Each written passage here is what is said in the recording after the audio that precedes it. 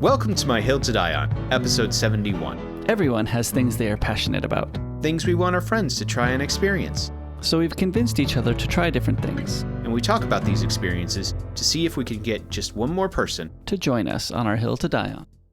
So, how you doing? Doing well.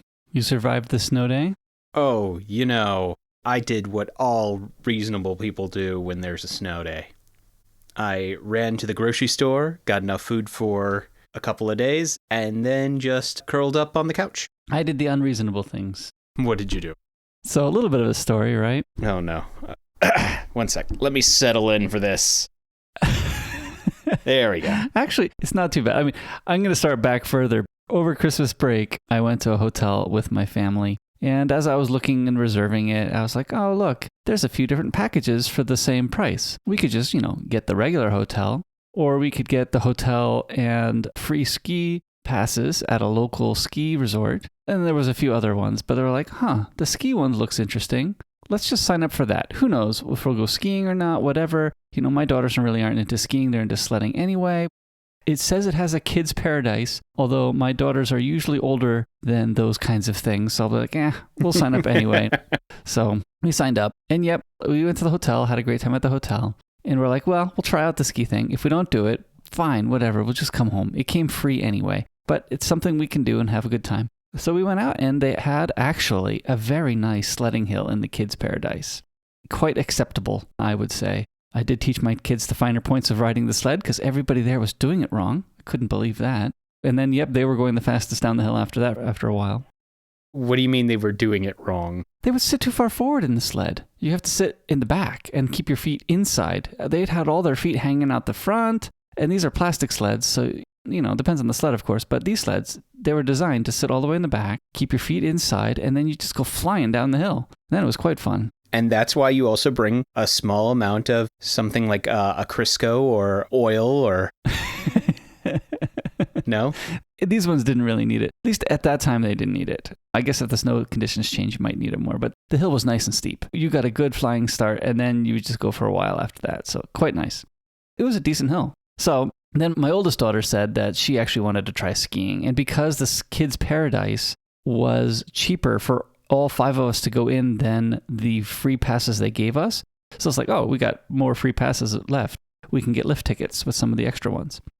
So me and my oldest daughter went skiing, and, I'm not a great skier, but I'll teach her a little bit. And, I taught her a little bit, and we went down a few times. And we only had like an hour left that we were going to spend here. It wasn't going to close, but we were going to head out. So we had a little time left. So we went down the hill, teaching my daughter how to do the basics, the V in front of you so that you slow down. And that was going well. And then I was going down and I got my ski pole stuck somehow silly because, I am not a good skier. And I got my ski pole stuck somewhere silly. I did a nice plant down into the ground and the ski pole must have yanked my thumb back in such a way to break a sliver of my bone off from the rest of the bone. Could you phrase it in a slightly more pleasing way? Yeah.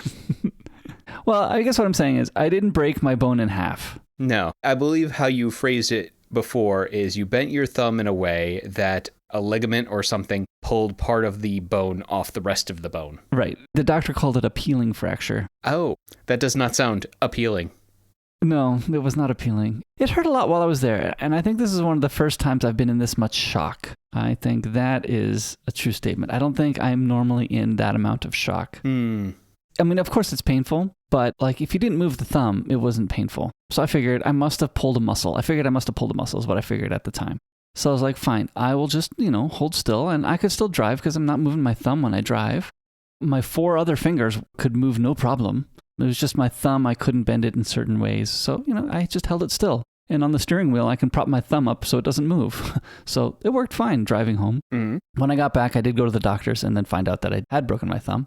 So anyway, when we were there, because we had stayed at that hotel for 2 days, or 2 nights actually, they had given us 2 sets of ski tickets. So we were like, we'll just go later in the winter back again to the ski place and go another time. Because, hey, we actually had a good time. So we'll go again. Please tell me you didn't break your thumb again the second time. No, I didn't. But I did have a good time scaring my daughter one time. I was like, oh no, I broke my thumb. What? I was like, just kidding. So we did go again this winter break. So yes, the other day on Friday, we had a snow day. And we have our winter break happening right now. And on Friday, the snow day, we had school in the morning, but they had called it off in the afternoon because the snow was falling pretty heavily. It was going to be hard to get everyone home, so we had half a day. And I was like, you know what? Now that it's a snow day, they're keeping the highways clear. We could jet out tonight, even if it takes us longer than 2.5 hours to get there. We can just take our time to get out there because we got a whole afternoon and a whole evening. Take our time as long as it takes us to get there and then sleep overnight and then go out early in the morning. So that's basically what we did. So this time, my daughter wanted to go right to skiing instead of doing sledding, so I skied with her for most of the day, and we had a great time. So it worked out very well. So it did take us like 5 hours to get there. But, the most direct route was close. We had to go around, and the roads were snowy, so we took it slow on the snowy roads because, might as well be careful. And it still would have been that much snowy in the morning, too. So probably the most direct route would have been open, but it still would have taken us 3.5, 4 hours to get there.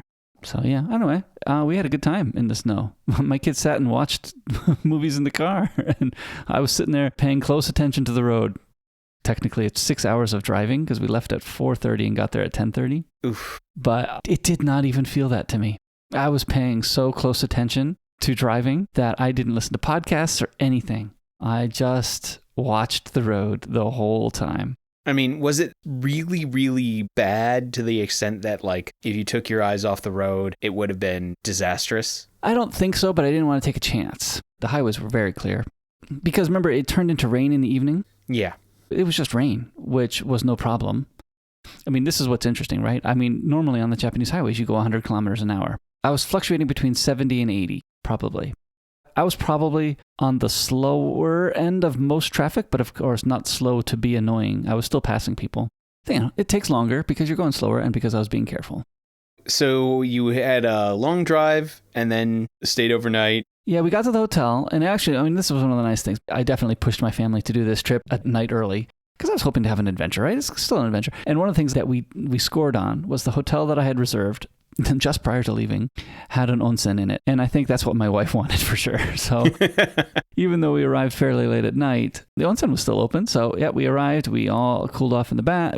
Cooled off in the hot bath, right? And then it was very relaxing, went right to bed. And then in the morning, this was a slight discussion just before I reserved the hotel. I was like, should I reserve with breakfast or not? And this one, the breakfast price wasn't too bad. Usually it's just astronomical, right? Usually it's like 6,000 yen for my family of 5. And it's like, why am I paying, $60 or, I think today's exchange rate is probably only 45, but still $45 to $60 for breakfast for 5 of us. We could get breads at the convenience store for a maximum of 1,500 yen. Why am I paying all this money for breakfast? But it had a decent price. I think it was only just under 4,000 yen, I think, for breakfast for all 5. So I was like, you know what? Not having to worry about breakfast sounds pretty good. And surprisingly, it's one of the better breakfast buffets I've had at a Japanese restaurant. It had a full selection of Western dishes with waffles and French toast and cereal and eggs, sunny side up eggs, scrambled eggs, although probably the more Japanese style scrambled eggs where it's a little more runny, but wasn't terrible. And then of course they had the full selection of Japanese breakfast stuff too, which is stuff my kids enjoy also. I had some of it too. Actually, they had these great tiny little onigiris. They're like bite-sized. They were quite fun. Anyway, they had good stuff. I was actually pretty surprised at how good the breakfast was. And then we went to the onsen in the morning too. So we had a good time. We definitely got our value out of that hotel. Good. And then we went skiing. And then by the time we got back to Tokyo, all the snow was gone. I was thinking there'll still be snow around or something. I didn't shovel anything in my driveway before we left, right? We packed up and pretty much left. All my neighbors were out shoveling and I did nothing. I was like, there'll still be some snow around. Nope, it all melted because that Saturday still while we were gone was all nice and warm and everything melted. Yeah, it was kind of funny because I was walking by school after everybody had gone home, and there were 2 students who were still on campus because they had decided to build a giant snowman. This was right next to the, I don't know what it's actually called, but I call it the spinning wheel of death. The supernovas, I think the name they call it. Yeah, it's a merry-go-round, Ryan. Everybody gets hurt on the merry-go-round, but they're so much fun. There's no handles on this, though. Yeah, well, that makes it even more fun. It's a spinning wheel of death. It's not the spinning wheel of death yet, because nobody's died, so it's the spinning wheel of injury only. The spinning wheel of maiming. And I think we've avoided maiming so far. It's one of those pieces of playground equipment that I always look at and go, no. But they wanted to show off their giant snowman, which it was impressive. Oh, good. Downside? It's gone. Is it already melted? It's already melted. Oh, wow. Everything's gone. Oh, because it's very sunny there. Uh-huh. It's direct sun all day there. Yeah, so, yeah, it's good for Tokyo because Tokyo does not do well with snow. So even though we got, what did we get, like 4 or 5 inches and it's all gone already? Maybe only 4 inches. I don't even think it was that much. It was... It was at least 2. Yeah, it was 2, but it was so quickly melting that it didn't ever feel like 2. I think the highest it ever got to was like 1 inch because it kept melting. I guess the question for you, because you were around, did the rain pretty much wash everything away the first night? I don't remember seeing too much the next day. But then again, I don't remember when I left my apartment that second day. I think I didn't leave until like afternoonish because, it was Saturday. It was time to stay indoors. Saturday at the beginning of a long weekend where it had just snowed the previous day. I'm staying indoors. Mm-hmm. I'm going to play some video games and wrap myself in a blanket and listen to a book. Right. You had a book to finish. Hey, not finish. Start. Sorry, just kidding. I had finished it before that. Oh, okay. You had another book to finish. Another book to start. Right, exactly. So I didn't break my thumb this weekend. I am whole. Well, I am glad that your hand is still whole because I'm going to be honest. I think I would have given you so much grief if every time you leave to go skiing, you come back with a broken hand. Yep. Especially because who's going to do all the programming while you can't move your hand? I think that would be me. Yeah, you already do all the programming. But even with healthy hands, you're still doing all of it. Not all of it. I only say that because, unfortunately, I know how much you want to do more of it, but you got meetings. Yeah. Too many other things. I know how much you love them meetings. Mm-hmm. Do you want to share your theme for the year? Well, theme for the season, I guess, is actually a good word, right? Yeah, I like season. But problem is, I don't really have a solidified theme yet. Okay. And there's a reason. So, as you know, I had recently been applying to go and attend a university to work on a second master's degree because I'm just that insane. Well, because you like learning. I do like learning. And I was thinking that I would use this as a jumping off point to start working towards a PhD. So things happened and it ended up not working out. And so I am indeed not going and entering this master's program. And so I found this out. It's only been 1 week. Just last weekend. I found this out last Saturday. So it has been 1 week. So because this was a pretty large change from what I was thinking might happen, I haven't quite solidified what I want my theme for this upcoming season to be then. I have a general idea of things I want to accomplish and things I want to dedicate this upcoming time to. I'm probably going to be thinking a lot over this winter break about what kind of method and ways that I am going to start working towards those new objectives now that the master's program has unfortunately fallen through. Mm-hmm. And I think that's pretty much all I can say about my theme for this season as of right now. Maybe next episode I'll have something a little bit more concrete. But what about you? Do you have a theme or something that you're working towards in this season? No, I don't think so. I think last year I did strike a fairly decent balance of spending time on my projects and spending time with my family because of the fact that most of my projects got put aside and I spent more time with my family. So I liked that. I think that actually worked well. I hope that could continue even more so if necessary. So I don't really have a theme beyond that. I do, of course, want to get my projects done, like editing some of the podcasts and working on my Learn to Build stuff. But I'm pretty happy with the balance that was struck last year and wouldn't change it if given the opportunity. So I guess you could say I'm disappointed I didn't get very far, but I'm not disappointed because I didn't want to spend any more time on it. I want my programming to be done as quickly as possible when I'm doing it. But, I can only type as fast as I can type, and I can only think as fast as I can think. So, oh well. So really, if I were to put a word to it, it sounds like kind of a season of maintaining balance. No, that's not bad. Maintaining balance. If I was keeping a journal, a theme system journal, I think that would be a hard thing to measure. Really? Well, I mean, in terms of the fact that when you're sitting and deciding, oh, should I do this? Should I not? Oh, I should maintain balance. The maintain balance doesn't always point you in a direction. Yeah. But I'm not doing that, so I'm okay. Yeah, for me, I think of balance as how much time, how much energy have I spent on X.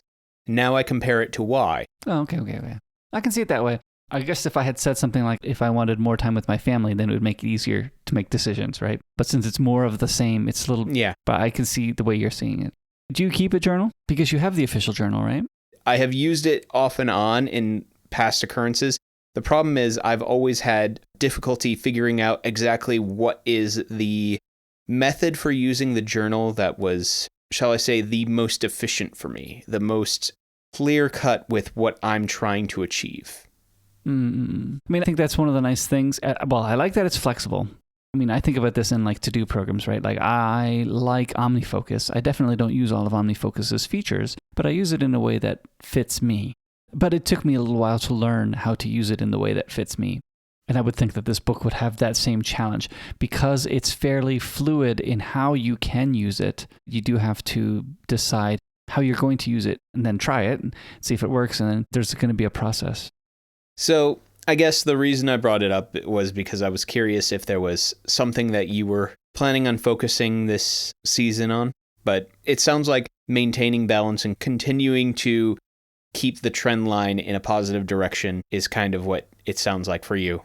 One of the things I did start recently with my family was because my daughters have now discovered the wonders of YouTube and Netflix. They can go for however long we let them, just doing whatever they do. So I was like, no. If we're going to watch, we should watch as a family on a given night. So even like tonight, we watched a movie. But to make it work, we are now rotating through the family members and everybody gets to pick a movie. And we're all watching with that person, right? So you get to pick a movie, you get to pick a movie, you get to pick a movie, and then it rotates around again. So that has worked pretty well, actually. Yes, there are some kids who are like, I don't think I want to watch this. Like, no, we're all watching together. We're all going to be here together watching. Even me, even though I watched a little bit of a cringy teenager movie today, I'm going to be fine. I folded a lot of clothes during that movie. That was fine. Yeah. So yeah, not too bad, all in all. Yeah, I mean, growing up, watching movies with the family was one of the things that we did a lot. We would all gather together and watch movies. We all, while watching movies, did various things. Like, I oftentimes had a gaming system, like a Game Boy or something like that, while watching the movie. My parents oftentimes would have their computers out doing work. So that multitasking while watching a movie together as a family is very reminiscent of my own childhood. So I'm just like, yeah, no, that makes absolute sense. I am trying to decide, though. So far, the movies that I've picked movies that I'm pretty sure they would enjoy. I am thinking of picking something Star Trek. They did watch the first half of Encounter with Farpoint and then fell off. I think I'm going to start with them with The Voyager. Not because it's the best series, sorry, but because there's a female captain and there's enough action in the opening scenes that can possibly get them hooked. And it's an introduction, right? It's an introduction point. Yeah. So I'm thinking of starting there. I mean, I like Voyager. It's not a bad series, and I can easily skip the duds. So once again, it's got a great character in the Doctor. Yeah, actually, I watched a great one. I'm doing the Voyager watch through right now because that's where the Roddenberry podcast, what's it called? Mission Log is right now. And I've been watching Star Trek with them for a few years now, apparently, because now we're up to Voyager and we started with the original series. But at the same time, I'm also listening to Garrett Wang and Robert Duncan McNeil's podcast about Voyager because they did a walkthrough about a year and a half ago. I think I'm a year and a half behind them. They're further along right now. I mean, they're still doing it. They're just further along than I am since I'm doing it at the pace of Mission Log. So it's fun listening to them talk about it and then listening to the Mission Log guys talk about it. Actually, this time around, I think I do like Garrett Wang and Robert McNeil's more than the Mission Log. In my mind's eye, I have piled on with the negativity of Voyager a little bit more than I think it definitely deserved. There are some very good episodes in here. So I think I'm glad to be rewatching it because I think I kind of enjoyed it, but I didn't like it because it wasn't Next Generation still. It was too close to Next Generation, but still not Next Generation. And I think with time now away from both series being done, I think I can see Voyager for what it is by itself now. which I think I enjoy better. I think I was too young to understand that when I first watched it back when it was new. Yeah, I mean, I enjoyed Voyager, but I think that was because for me, it filled a different niche than Next Gen. Next Gen was the one that really first captured me. Mm-hmm. But Voyager for me was more of, I guess, the niche of like Lost in Space. Mm-hmm. Okay, we have an end goal. We're trying to get to point A, and it's all the more actiony adventures that we get into while trying to do that thing. How I see it, at least, is Voyager feels more in the genre of like action adventure over philosophical discussions and tech problems. Does that make sense? No, I think that's correct. Not to say Next Gen is just like philosophical problems and tech problems. Right. And not to say that they've also veered out of Starfleet stuff too, Starfleet mentalities either. No, I mean, there's more action because they're more out there. it's Starfleet when they get trapped in the Wild West. So yeah, I've been enjoying watching that again. I haven't gotten up to the 7 of 9 parts yet, so we'll have to see. Yeah, I don't remember how far I got before I fell off of my rewatch because I got distracted with something else. But I don't think I got quite to 7 of 9. We'll see how you feel about it then. Because 7 of 9 tends to be a bit of a, shall I say, polarizing point. Mm-hmm, mm-hmm. I like where she is in Picard. And speaking of Picard, season 3 is starting next week. And I've heard, I haven't seen it myself, but I've heard that in the trailer, everybody sits around a conference room table. So I was like, oh, exciting. For that trailer, it actually is exciting. Game Corner. This week, I'm just going to talk about the game that I have been actively playing, rather than a game that is in the past and something that I really love. I'm just going to talk about the one that I'm actively playing. And that game is Forspoken. And the reason why I want to bring this one up is because when I first saw it, it looked really cool on all the ads and things like that. And so I pretty much just pre-ordered it and said, yes, I'm going to play this. Then I got a little worried because right before it came out, all the reviews started coming out. Oh, okay. Mm-hmm. And you'd already pre-ordered it, huh? I had already pre-ordered it. It was what it was. So the reason why I got a little worried was because there was a lot of middling reviews. Okay. We'll get into why later, but let's describe the game for a moment. The game opens with you following the character Frey. She grew up having been found underneath a bridge in New York. And so bopped around from like foster homes and what sounds like an orphanage or two, never finding a forever home kind of thing. She got to a certain age and then essentially aged out of that system. At the beginning of the game, she is living a pretty rough life, squatting in a abandoned apartment with her pet cat and having just been let off for a attempted burglary crime. Some of her recent activities come back to bite her, and she has to go on the run a bit.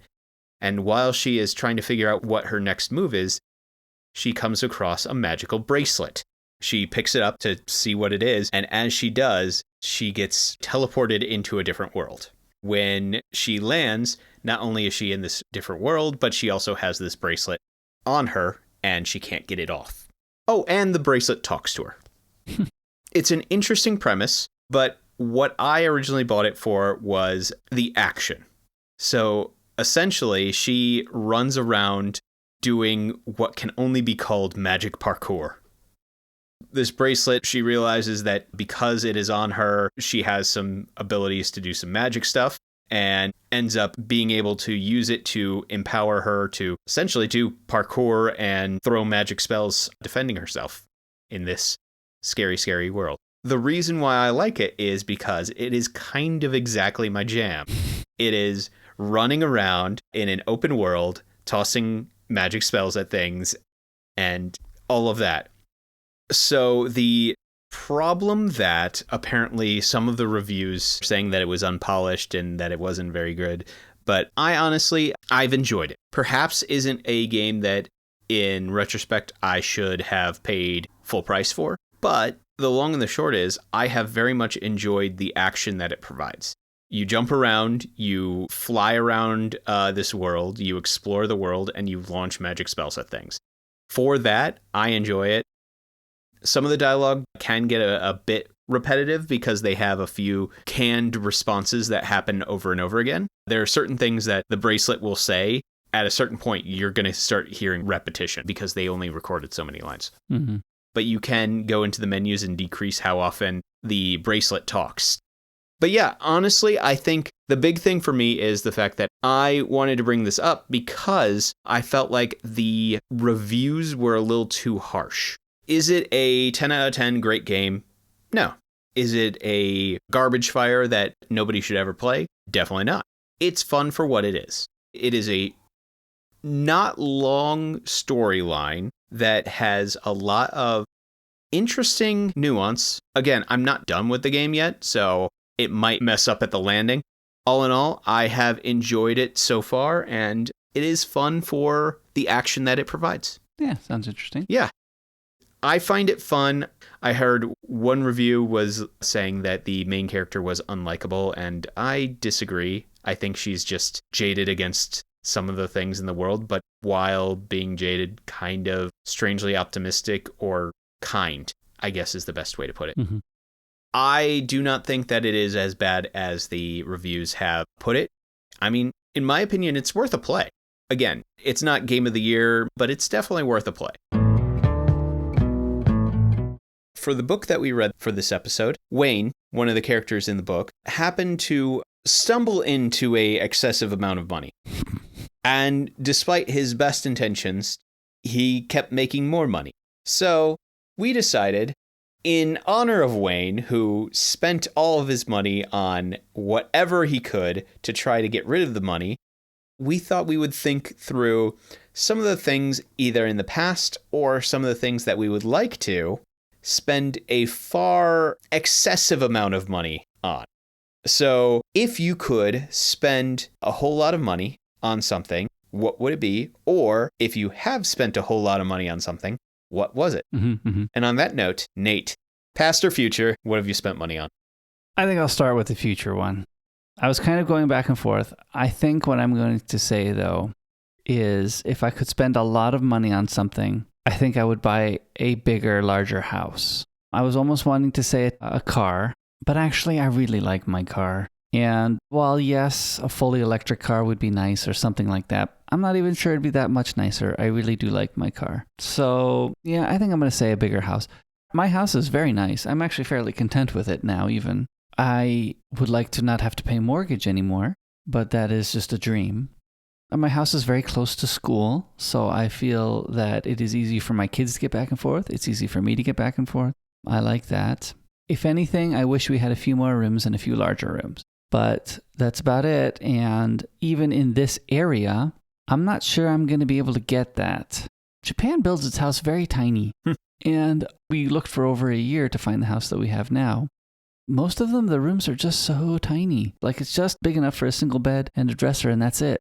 And I really do want more in a room than that. So I'm not willing to have more rooms for smaller rooms. I'd like more rooms at the size I have them now, and they just don't build them that big. I'm very fearful of the farmland around our school. I've heard that the tax break that those farmers have received is all expiring. So I'm afraid that they're going to take those fields and cut them up into hundreds of little houses instead of, cutting them up into larger chunks. They're going to cut them up into tiny chunks and fit as many tiny houses on them as they can because that's what they do here. I cringe a little bit about that, but, everybody wants to live in Tokyo, so... Well, it's either that or the school takes over that land. I don't think we'll be able to do that. I don't think we'll be able to do that either. These pieces of property are super expensive. Uh-huh. Even the one we rent, the grass field that we use as a parking lot every once in a while, that place is super expensive. So, really? I mean, super expensive to buy, not to rent. I think we're getting a good price on rentals. I'm not even sure we pay that much in rental. I think because we mow the lawn for him, I think he gives it to us at a great rate. So I think we're getting a good deal. But if we were to buy it, it's super expensive. I have been looking to see if I could get, there's a bunch of staff here on campus that have cabins. in other parts of Japan. And I've considered that. I don't really want to buy into the cabin scheme that they have, but I've been looking at other places and I haven't found a good one yet. I found some decent ones, but not a good one. Honestly, I think considering that money is not an issue, honestly, I think probably to get the size of the rooms you want, you would have to custom order it. Yes, in this area for sure. Mm-hmm. You would have to buy a spot of land and just say, this is what you want, and actually either have somebody build the house to your specifications or build it yourself. Right, which doesn't have to be a big deal, but everything that you're talking there adds cost. Buying land separately from buying a house and land together adds cost. Building your own house adds cost. Working with the builders adds cost. I mean, again, I think I really lucked out with the house I have now. It's a great house at the price I got. It's excellent. And it has the biggest rooms you can get in the area, which I'm pleased with. But if I were to build my own, it just sounds expensive to me every time I think about it. And not to mention the fact that I'd be trying to communicate with these people in Japanese. I'm not very good at that, and I can't ask my wife to translate all of that. So it just sounds like a nightmare. I'm not going to be able to get what I want across all the time. I know myself too, right? I'm going to be picky about something stupid that it's just going to delay the process of building because I'm being silly picky about something that I shouldn't even be silly picky about. Is it really a problem that you want fiber throughout the entire house? That's not the problem. It'll be some stupid like, oh, I want this faucet, right? It'll be something silly like that. Like, oh, that can't come right away. You're going to have to special order that. Be like, of course. I want heated floors. Well, heated floors, they'll do. I love my heated floors. Like, it's the silly things, really. It really is going to be the silly things that's going to be the stupid stuff. Anyway. My house is great. I like my house. Yeah, I just wish it was a little bit bigger, but I'm not willing to do anything more than just wish. I like my house. Speaking of things that I've spent too much money on, I might actually just do things that I have past tense spent too much money on. Okay. I know I was the one who suggested having past or future things, but in thinking about it, I have two things that I thought of that I really have spent more money on than I would like to admit. Mm-hmm. And this is going to be a pretty broad category. I'm going to say game collections. Okay. Mm-hmm, mm-hmm. How many games do you have, Ryan? Would you like to say? I'm not going to say. I will say that I have filled a small bookshelf with just my physical copies of games. That is not including the digital copies. The reason why I was saying I'm going to keep this broad is because I have filled a small bookshelf with the physical copies of my video games. And then I have another bookshelf that's filled with all of my copies of board games. Mm-hmm. The amount of money that I have spent on just those two things combined is a number larger than I would ever like to actually calculate. Mm-hmm. Now, because board games and video games tend to be where I spend most of my entertainment budget, it has been accrued over a significant number of years. So it's not like I spent all that money in 1 year or in 1 month, but every once in a while I have to do some self-reflection and realize I have a lot of games. And the real problem that I have is not that I have a lot of games. I have a lot of games, and I do recognize there are some games in that pile that I have bought because it was on sale, and I haven't played it yet. Mm-hmm. But then is it a waste of money, Ryan? If it was on sale, you saved money. Yes, and I'll play it eventually. Mm-hmm. That's the line I keep telling myself. So the first thing that I will say that I have spent more money than I would like to admit, to the point of almost frivolously spending it like it was bend alloy or something, is my games collection. That's a good one. Well, I'm going to pick a category for my second one, actually, too. Mm-hmm. Although I'm going to give some pretty specifics as well. All right. Similar to you, I guess, actually. I'm going to pick technology in general, but I'm going to say one of them is definitely my iPhone. I've spent way too much on my most recent iPhone, and I'm looking at buying an iPhone for my daughter now. And I'm saying, I'm spending this much money on a phone for my daughter. And not because she's asking for it, but because I think I want to give her that kind of phone too. And with inflation and the fact that prices aren't going down on iPhones, it's expensive for the phone I'm looking for my daughter. That's a sadness. But I think the thing that I'm really cringing at recently is the amount of money I'm preparing to spend on a brand new Synology. Oh, I'm having a hard time.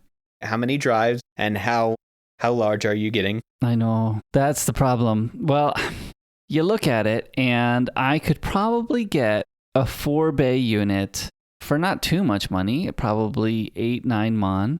But is 4 bays enough? No, 4 bays is too tiny. Okay, so fine. I'll go to 6 bays. Oh, well, 6 bays is pretty much twice the price of 4. And then at 6 bays, you're like, well, the 8 bay one is only like a mon or 2 more. Well, then I might as well just get 8 bays. Then you're way up there already. So like, oh, okay. I don't know. I haven't looked recently because I'm scared. But I think the unit itself is going to be something like 15, 16 mon. And I'm like, oh, goodness. And that's before you think about drives. That's just the empty unit before you think about drives. So maybe I really do need to reevaluate if 4 isn't enough. Maybe I should just really sit and work out that math a little bit better.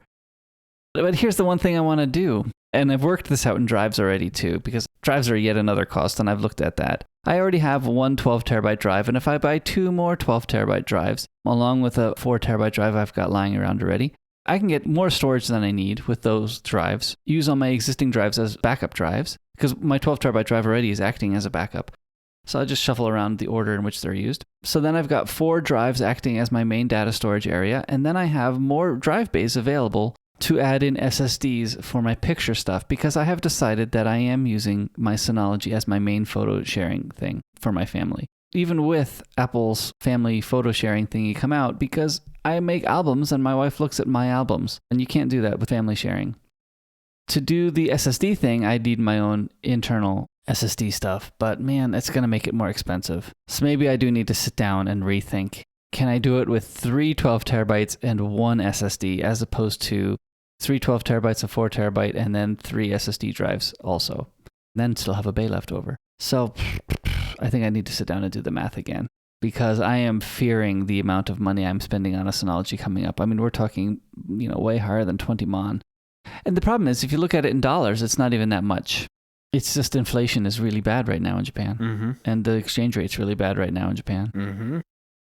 But I look at it as, this data is important to me. This data is my whole photo library, which is super important to me. This data is the local backups of all my computers in my house. And yes, I could get cheaper things, but if I spent money on all the cheaper things, I would add up to more than, I could get a time capsule or something like that. Even that, I'm still spending money. I'd rather spend all my money in one place with one large bucket of storage. I'm using it as my photo library. Actually, I've been very pleased with my kids, even on this surprise trip that we took. My kids logged into my server, downloaded the movies they wanted on their devices before we left, and they were good to go. Like, they know what they're doing now. They know how to pull the movies off the server and get them on their devices. One daughter asked, because she knows she doesn't have enough storage on her local device, she asked if I could put more on my car server, the little device I have in the car that they watch the movies from the car. So she thought it had enough to ask me, oh, we might be leaving, Dad, can you do that real quick? So that I copied them onto the stick for her. So that worked out well. My kids know what they're doing now, so I'm pleased about that. Like, yes, I use it, but it's not just me that's using it. It's my family that's using it. And I have quite a video library, but my video library isn't even what's taking up all the space. I guess it is taking up one of the larger percentages of it, but it's not all the space. My photos and some other backup stuff that I have is what's really eating up the space. And I can go through and delete a whole bunch of things still. I've actually marked things for deletion the next time I need space. So I don't need a lot of space, but I need more than what like 2 or 3 bays can handle. Could I get away with 3 12 terabyte drives and 1 SSD? That might be tight. I think I need to do the math on that, see if I can get down to that. Problem is, you buy such high capacity drives and you're spending so much money on high capacity drives. Even these 12 terabyte drives, I am rationalizing it because I looked at if I buy like 3 8 or 4 8 terabyte drives, I could get a similar amount of space. But a 3 12 terabyte drive is just about the same price as 4 8 terabyte drives. So I'd rather just get the 3 drives and save the bay. Anyway, it's a lot of money. Yeah. It's a lot of money. It's still very valuable stuff to me. Is it that valuable? I think so, but I need to sit down and do some of the math again, I think. So my last one that I was going to bring up, I was trying to decide on a future one and then thought of a joke. And then the more I thought about the joke, I was like, no, that's actually legitimately true. Okay. The thing that I have spent a abnormal amount of money on is my student debt. Okay. There's a lot of things that we spend a lot of money on. I mean, I did leave out my house, my car, my TV, which I spent a lot of money on, my wife's ring, my piano. These things are important to us, but I decided that I'm not counting those ones because I think I've got a value out of them. I'm assuming you've gotten value out of your education, but... And are you saying that I haven't gotten value out of my game collection? Well, no, I think you've gotten value out of that. But like you're saying, you have games that you bought that you haven't played. I was just thinking of things that we either have spent or will spend a whole lot of money on. Oh, okay. I think I took it as too much money. Well, the reason why I was thinking of have spent a lot of money on is because in the story that we read, he spends a lot of money on a lot of things, but specifically he spends a lot of money on bend alloy. Mm-hmm. Okay. Which is expensive and is regularly talked about how expensive it is, but it is still very useful to him. Mm-hmm. So I guess that's why I interpreted it as things that we just have spent a lot of money on. A lot of money. Or a lot of money from our perspective on. Okay. I'm still happy with my choices, but go ahead. So that being said, the joke answer that I was going to say was my education or my student loans. When I started my undergraduate degree, the school that I was attending was a significant amount of money a year. I'm not going to give numbers because there will be somebody out there who will be like, oh, you only paid that? And college keeps getting more and more expensive, so it probably looks cheap compared to the people going now. Exactly. So I started going. By the time I left, the school had gone up somewhere around $6,000 to $8,000 a year in the 4 years that I was there. Mm-hmm. So where I started at was about $6,000 or $8,000 less than where it ended. And that was my undergraduate degree. And as I started getting rid of that undergraduate degree, I decided that I wanted to get a master's degree, which, just made the debt that I had gotten rid of reappear for some reason.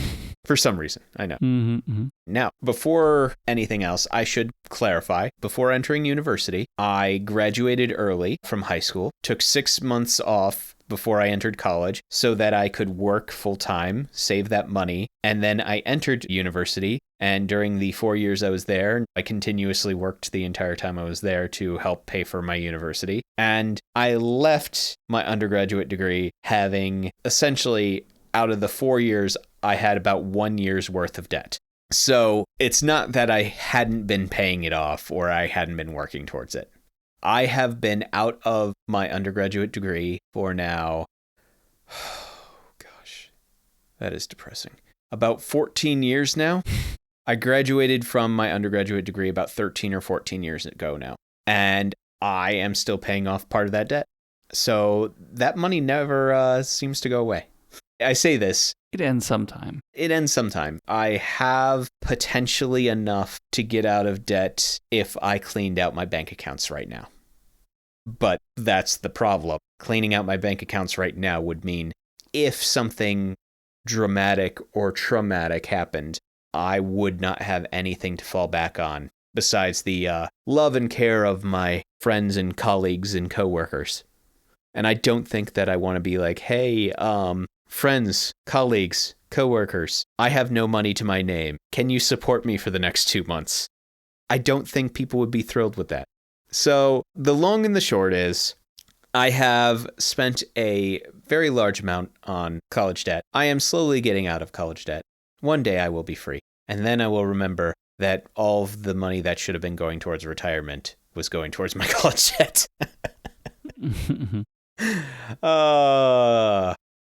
What can I say? I'm just never allowed to retire. Yeah, you'll have time. I'm not getting any younger. Not as much, I guess, but still. So things I have spent a lot of money on, my first reaction was my games collection and my student debt. If I could spend money on anything, well, actually, getting out of my student debt would probably be the number one thing. Mm-hmm. I am a very boring person who just wants to be free from debt. Well, I mean, honestly, too, if somebody just dropped lots of money in my pocket, yep, I'd be putting it to the mortgage. It would just be done then. I mean, think of how much money I could have if I wasn't paying that much money to the mortgage every month. Mm-hmm. It is what it is.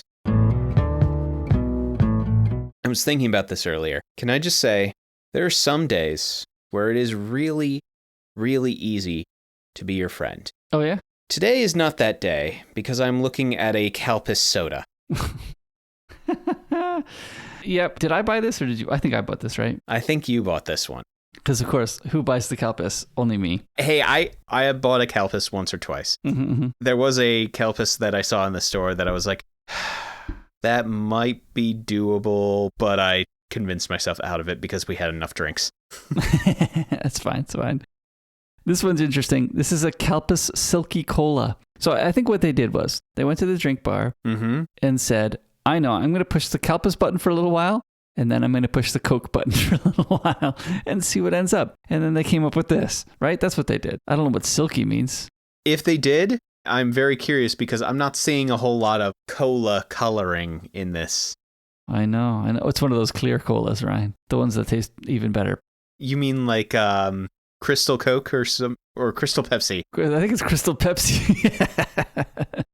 It was wonderful, I'm sure. And I wonder what silky means too. That doesn't make any sense. But anyway. I just think a smooth flavor. But that's what Kelpis already is, Ryan. It's a smooth flavor. Uh-huh. Oh, I love it. Ooh, that smells very much like cola. Oh, yeah. Not the good kind of cola either. There's a good kind of cola? Well, Coke. Well, let's see what it tastes like. Oh. Ugh. That good, huh, Ryan? Ugh. Okay, my question is this better or worse than the craft cola? Worse. I think so, too. Wow. They messed up cola. That's the problem, right? I mean, there's a lot of problems. I think they didn't make a good mix. They did not make a good mix. I'm not even saying the Kelpis added to it. They did not mix well. So the problem is, it tastes like a diet soda, first of all. Yeah. Actually, I think you're right. It tastes like a diet cola mixed with Kelpis. So and probably it tastes like a diet Pepsi. Yeah, I think you're more accurate there. That's why I don't like the cola flavor. Yeah, it tastes like a diet Pepsi mixed with Kelpis. So the Kelpis does not pull it up either. In this mix, it is not strengthening the flavor at all. I mean, Kelpis never pulls up the flavor. What are you talking about? Yeah, I'm not getting any argument from you on that one. No.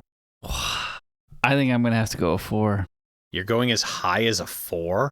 I can actually drink it. I'm not saying I'm liking it, but I can actually drink it. I'm going to give it a 2 and call it a day. Okay. There is no more drinking that for me. Wow. That was bad. I'm a little bit more hopeful for the Kit Kats. I am too. So, Scott went on vacation to Hokkaido and bought us Hokkaido, Azuki, and strawberry Kit Kats. So, red bean and strawberries. Mm-hmm. Yeah, Azuki is a pretty popular flavor in Japan. Mm-hmm. I don't think I've seen it much in America. No. My favorite thing to get the Azuki in is Anman. Right. And it's good there. Oh, it's great. And I do actually like the microwaved one. Mm. So they're very good. Although it did take me a little while to get used to it, mostly because it looked like chocolate and it's not chocolate. Once you get over that mental hurdle, it tastes very good. And it took me too long to get over that mental hurdle, I must admit. I didn't have too much of a problem there. Whoa, it's a very pink Kit Kat. Yes, it is a very pink Kit Kat. I'm guessing the strawberry is in the chocolate and the Azuki's in the biscuit. Well, what I'm going to do is I'm going to break the biscuit. Possibly. I am seeing something between the wafer. Mm-hmm. We'll have to see. All right, let's give it a shot. I think it tastes like strawberry with Azuki. Yeah. The Azuki is a little bit more hidden than I expected, though. The sweetness of the strawberry is drowning that out a little bit. Yeah, I think the red bean is in the wafer. Yeah, for sure. It's not mixed in with the flavor of the sugar coating. Right. It tastes like it's fully in the wafer. And the strawberry sugar coating is very sweet. Mm-hmm. I'm not sure it's doing it for me. It's not failing, but it's definitely not... It's not a winner. I think I'm going to go with a 5. I've been trying to decide between a 5 and a 6. I think I'm also going to go with a 5, though. It's okay. It passes. It's not something that's absolutely abhorrent to me, but... I think the decent strawberry is making it pass to me. Yeah. I like the strawberry flavor. It is a bit strong. I think it still ends up being a 5, though. Yeah, I agree. The strawberry saves it from failing, is what I think. I think the Azuki did not do well in the biscuit. I don't know if it could have done better as a flavor in the chocolate, but I don't think it did well on the biscuit. I think it's the problem of Hazuki is a very subtle sweetness. You're mixing a subtle sweetness with a very strong sweetness. It is a subtle sweetness that works well in like baked goods and things like that because they can be spread a little bit better there. Right now, you are throwing it into a Kit Kat. A Kit Kat, by its very nature, is kind of a kick you in the head kind of sweetness. Yeah, no, I think that's where we land on it.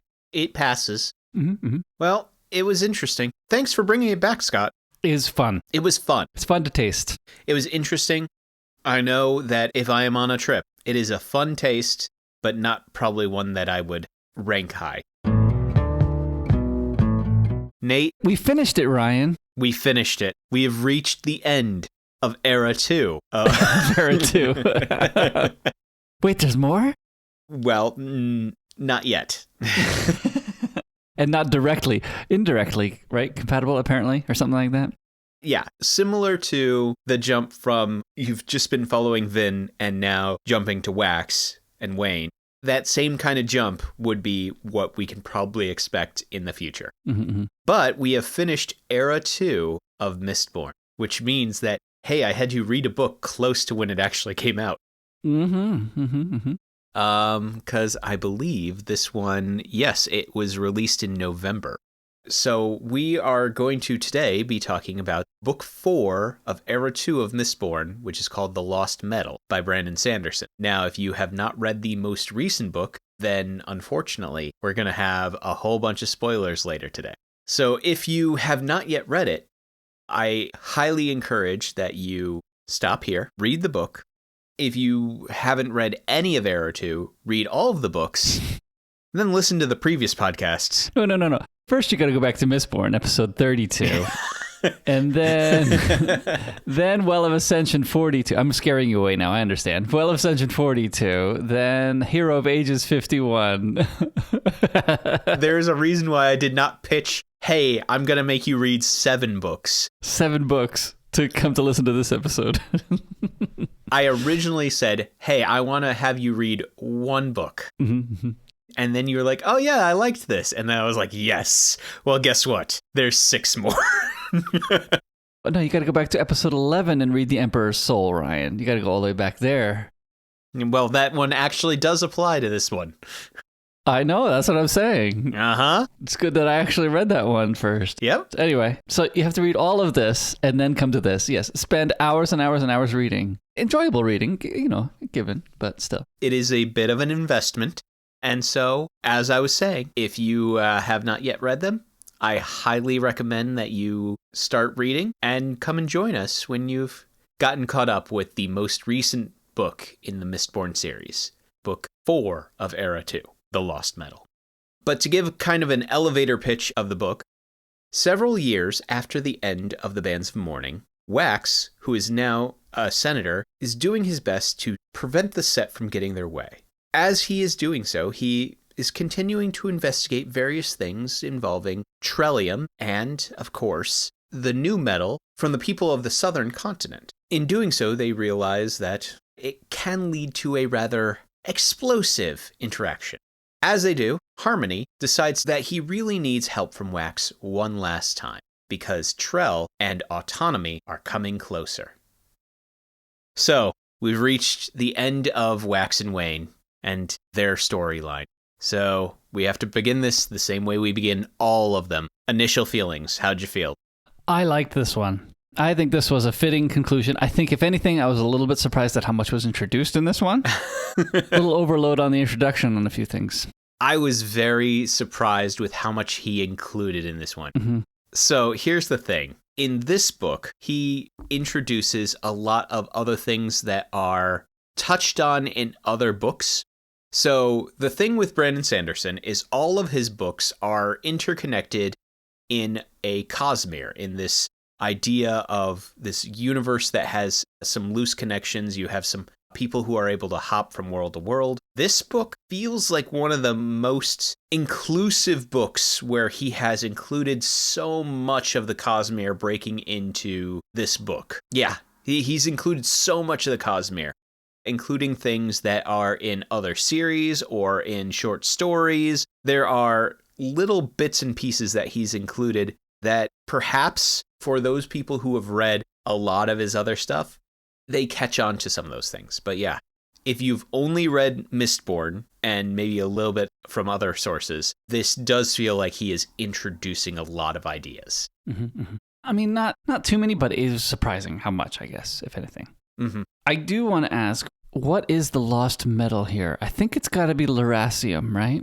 The metal to create another Mistborn. Yes, that's at least what I assumed that he was referring to. It's not Trellium. No. Atium and Lerasium were the two that they were saying that the metal of harmonium, I think they called it.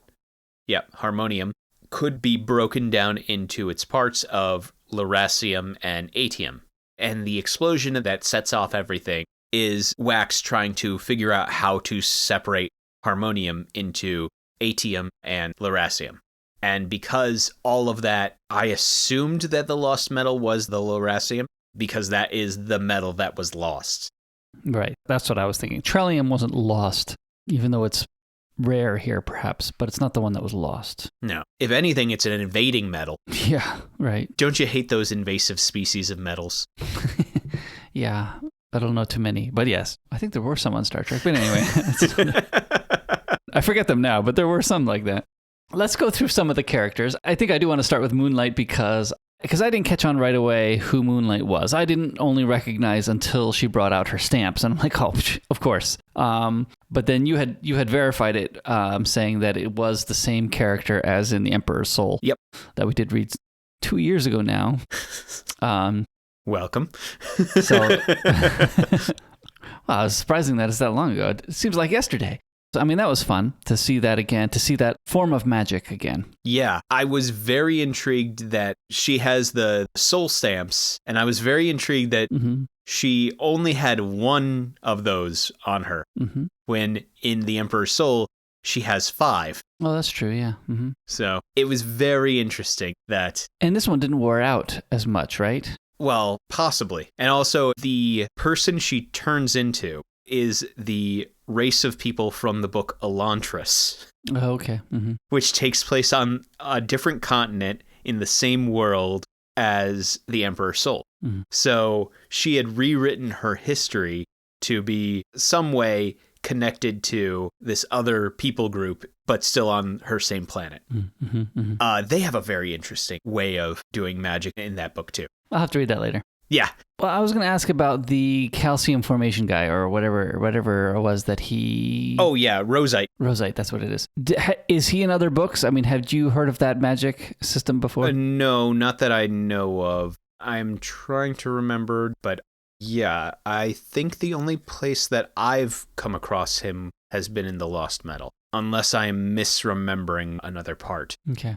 His magic, which is like talking about the Aether. Mm-hmm. Right. I do think that this might have been the first. Oh, no, never mind. The Aetherbound, to my knowledge, is a few smaller mentions here and there, but yeah, none in any books that you would have read yet. Mm-hmm. Let's talk about, then, the return of Kelsior. Okay, I will say that unfortunately I didn't have you read a specific short story because there is a collection of short stories and one of them does involve how he became basically a ghost. Well, I'm assuming it's not the Khandra again. No, it is not the Khandra. So Kelsior, if I remember right, I think it's in... A novella. Isn't there a novella in between? What's it called? Mistborn Secret History or something like that. Yeah, I think it's in the Secret History. So in Secret History, it talks about how Kelsior basically becomes a ghost.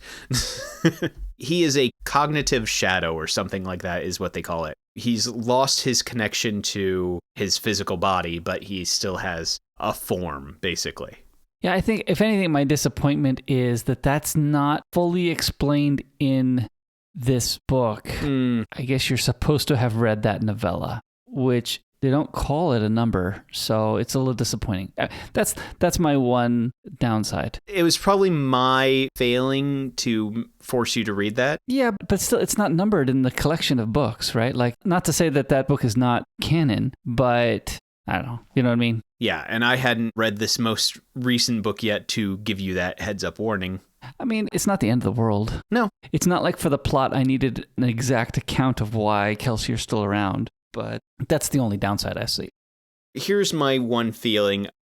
First of all, I will also say, because I read this alongside you, I should probably also say I very much enjoyed this book. I really liked it.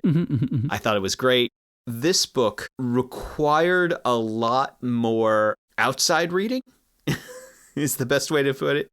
It required a lot more connections to other materials than the previous ones. Could you read the book without those things? Yes. Would you enjoy it? Yes. Would you be confused about certain things? Yes. That's how I felt about it. I felt like because I had read all these other things, I had certain connections that I was able to make. I mean, for example, like the big giveaway for me is the fact that the moment, anytime the name Hoyd comes up, I'm always on edge. He was one of the first world hoppers that was known about. Before all of the Cosmere stuff really became well known and Sanderson started writing a lot of those things down, Hoyd was one of the first ones we kind of knew about.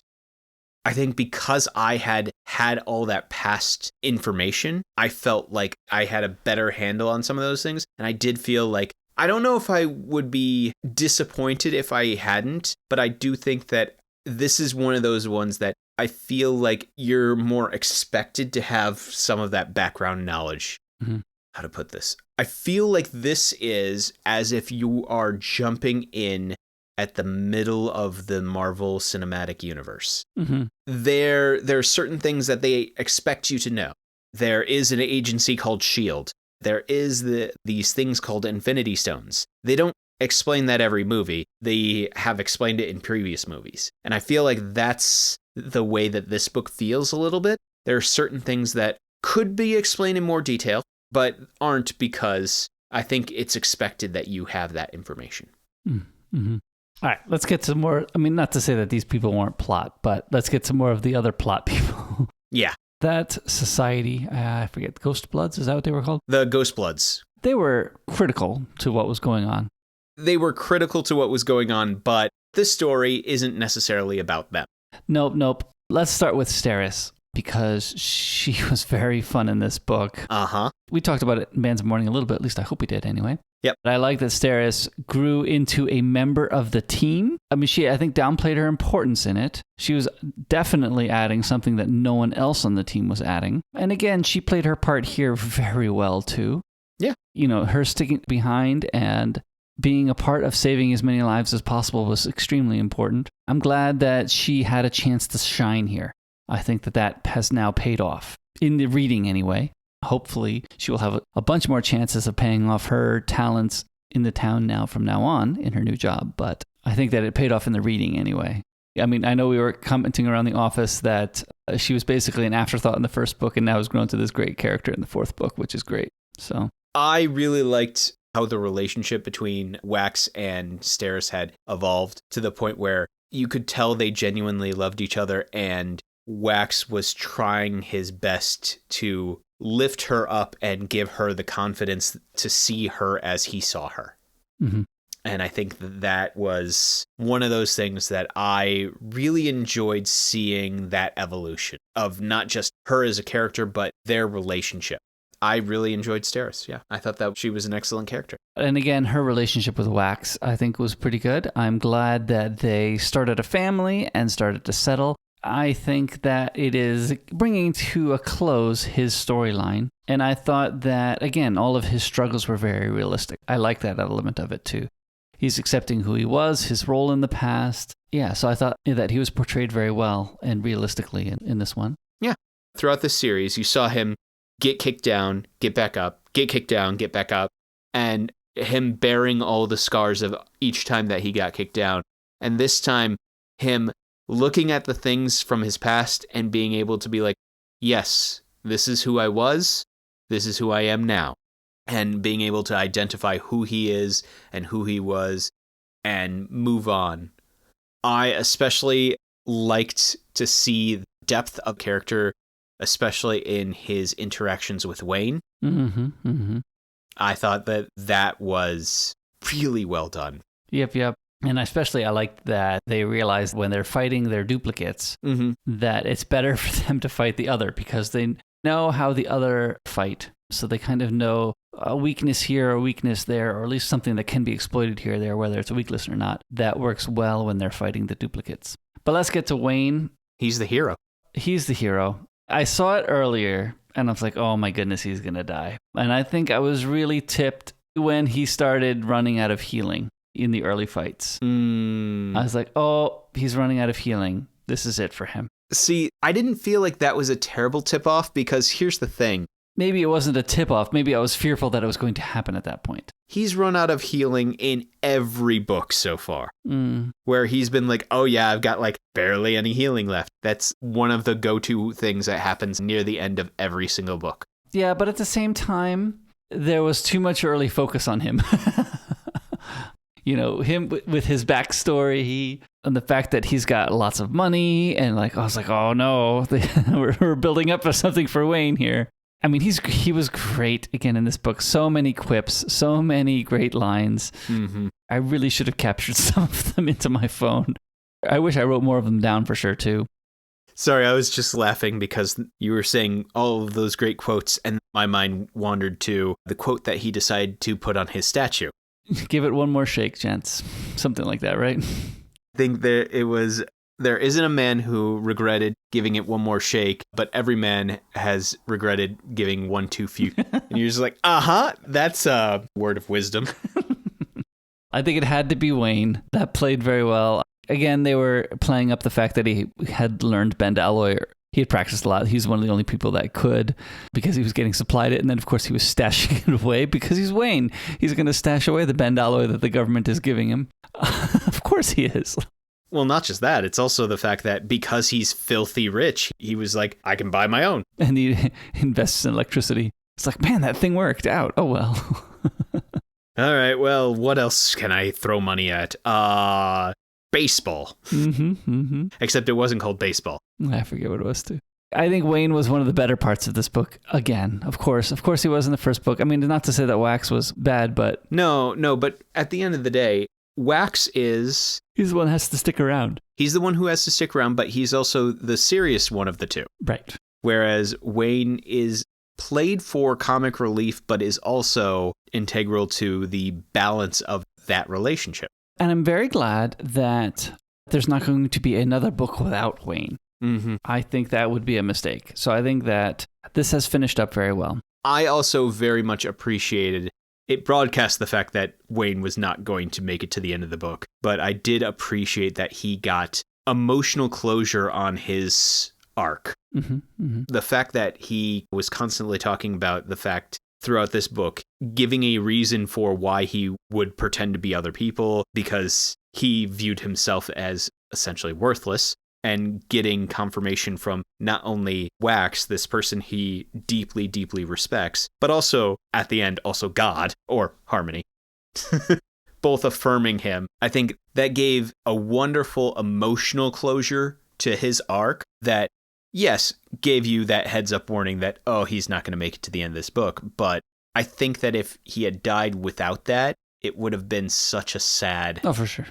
Yeah, it would have been so much sadder. Yes, sadder in the fact that... He would have died thinking that he was worthless and thinking that it's only right that I am no longer alive because I am not worth anything.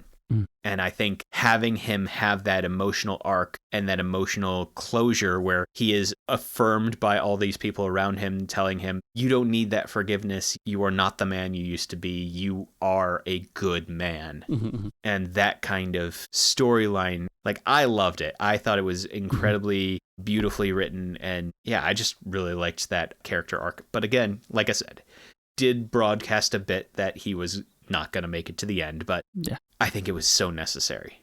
I mean, now that you're saying that, I think I did miss that as one of the minor themes, I guess, moving through the book. I guess it's not one of the major themes, but it is definitely an important theme in the book. Him identifying his worth, his own self-worth. Right. Yeah. I think one of the things that I really liked was the amount of adventure throughout this book. I think the audiobook was split weirdly. It wasn't split in half. There was 2/3 in the first one and 1/3 in the second part, which is just weird. Normally they're split pretty evenly. Or I think it might have been 1/3, 2/3, right? Something like that. It was a weird split. But either way, like I was realizing that there's so much adventure happening, and now the book is splitting. That means that we're not even near the end, and there's going to be more, a lot more. I think technically time-wise it was almost split in the middle. The reason why it didn't feel that way is because it had a lot of epilogues. That's perhaps true. But still, most of the epilogues were like just closing parts of the book. Only the last epilogue wasn't. But one of the things that I think I was worried about, especially when realizing that, wait a minute, the adventure is starting now and we're before halfway through the book. You know, I mean, there's all the plan and the setup and all that stuff early. And then I'm realizing that, no, the adventure's starting now. And almost just started when they were driving to the town, which is fairly early in the book. And that's when the adventure's really starting. But still, I think one of the things I was worried about was that there's going to be so many false tops. Like you're climbing a mountain and you see, oh, if I just get to that point, I'll be at the top. And then you get to that point and you're like, no, the mountain just shallowed out a little bit more and you couldn't see beyond it. I feel this when you're climbing Mount Fuji. It happens all the time in Mount Fuji, right? Oh, look, we're almost there. Nope. I got to that point and now I can see beyond that point and there's more mountain to go. And you go, oh, look, I can get to that point. And there's more mountain beyond that point too. I thought that this was going to happen with that book where like, oh, great, they had this fight, this adventure part. It wasn't always fighting, which is great. I liked that it wasn't always fighting. But they had this adventure and they'd always get to the next point and be like, they're going to solve it after that. But it didn't quite feel like that. Yes, they'd get to a next point and they'd have to solve another puzzle and they'd get to a next point and have to solve another puzzle. But I think because, again, we're talking Brandon Sanderson here. He's laid out his magic, very particularly from the beginning. I felt like that was laid out this way too. Yes, they keep finding more about the plot, but it is not like they were hiding it and then they discovered something and they were hiding and they discovered something. No, they just kept discovering a little bit more of the plot each time until they could see the whole picture. Only at the very end when they realized that the rocket was hollow and they're like, oh, it's not even here. It's somewhere else. I mean, yes, they were being played, but it didn't feel like a cop-out anytime. It didn't feel like, oh, I want to write more books, so we're going to make it that this really isn't the ending. We're going to keep writing more and make even higher stakes. No, it didn't feel like that. It felt well laid out ahead of time and then slowly revealed throughout the book so that we could know what was going on. Yeah, I think the thing that he did to give that grounding, I guess, is the fact that he kept talking about how his sister was always playing everyone. And so whenever you thought that you understood her, she had another agenda hidden behind. And so he talked about that when they were growing up, that she would do that. And that then set up the idea that you were constantly thinking, or at least I was constantly thinking, every time they got a little bit of information, I was like, is this real information or is this the information that his sister wants him to know so that he will make a decision that will put him into a tight spot? And I think that careful balancing act made it didn't feel like a rug pull at any point. No, but it didn't feel like that at all. It was well paced out. And I think you are right. It really kicks off with the driving because that's where Marcy meets Moonlight. Right. And that's also where Hoyd is kind of revealed. Then when everything kind of falls apart, it ends with Wax showing up. Which is like chapter 4. I mean, like it's super early on, right? It might be a little bit later than chapter 4 because Wax did have to blow himself up. Yeah, exactly. So, yeah. And there was a little bit of setup with the government and things like that. So there really wasn't much setup. I guess maybe that's because there was, 3 previous books, but not so much. I think they just right into the adventure, I think. I mean, the government setup that they did pretty much was they gave the image of Wax in the Senate and the vote going not the way he wanted. Right, which is too bad. And that pretty much just kicked things off. Yeah, good book, Ryan. Yeah, I was not surprised that Marcy said no, by the way, to the Ghostbloods. Yes, I do also think that was not a rug pull either. That is completely in her character to be like, no, we need to share information. She wants things to be in the clear. She wants fairness for the whole community, not just to solve the mysteries. Yes, solving mysteries and crimes is fun to her, but it's more about the accountability and getting things corrected in that ways too. So it made complete sense. Although I am now completely invested in wanting to see how this all shakes out between Harmony and Kelsier and all these groups. And Marsh, right? And Marsh, and seeing how all that is going to work out, because it definitely seems like Kelsier has some problems with Sazed. Yeah, I did think it was interesting. At some point, I think it was Kelsier said that him and Marsh and Sazed together are like, they balance each other. And I was like, really? Kelsier's that much. I think maybe not in terms of power, but in terms of at least sharing of knowledge and things like that, working together. So I thought that was interesting. Well, I mean, given that Kelsier has like connections to other worlds, I think that's probably why he would talk about himself in that way. But yeah, no, I'm very intrigued because basically I spent the entire scene of watching that interaction going, who's actually the good guy in this situation? And I know that's definitely not the way that I should be thinking about that because neither of them probably is the correct answer there. Or both of them. Probably both of them. Or neither of them. I'm not sure yet. Anyway. Yep, Ryan, it was a good book. Yep, I'm glad you liked it. Good book to end the series. Yep. So that means that now that Mistborn is done, I might have to branch out into either other series or other authors. Yeah, well, tough decisions. Well, I mean, I'm still having you work through Pratchett, so... Exactly right. That's not ending anytime soon. No, probably not. Well, and there's plenty more Brandon Sanderson, too. There is plenty more Brandon Sanderson. I could have you read a whole bunch of other things, but for now, we might give you a bit of a breather before I send you down the rabbit hole of understanding the entire Cosmere. That'd be fine. All right, next time, what are you having me read or watch or... Yeah, next time we're finishing up another series. Oh. The second book, this one's only a 2-book series. The second book in the Gollum and the Genie series called The Hidden Palace. Ooh. This book follows directly after The Gollum and the Genie. That, I think, will be fun. Well, I've already read it, so I've enjoyed it, so I'm excited to see what you think about it, too. Well, I'm looking forward to it. I really did enjoy Gollum and the Genie, so I'm looking forward to seeing where these characters have gone. We hope you found something nice about this hill that we were willing to die on, and we appreciate all of our listeners coming along on this journey with us. But if you ever thought to yourself, hey, I really like these guys and wish that there was some way I could support them, know that you can. Visit myhilltodieon.com/members for more details. But what does it mean to be a member? Well, for the low price of $2 a month or $15 a year, you can help support this podcast. And by doing so, you'll get access to the members-only podcast, Not My Hill, where we discuss things that are probably somebody else's hill to die on.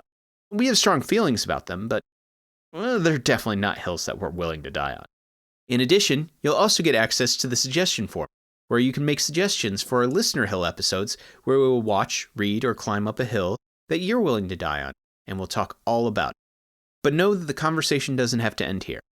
The discussion can continue with us through Reddit at the subreddit My Hill to Die On, or by contacting us through email, which is, to no one's surprise, myhilltodieon@gmail.com. And finally, we upload all of our episodes to our YouTube channel, which is also named, say with me now folks, My Hill to Die On.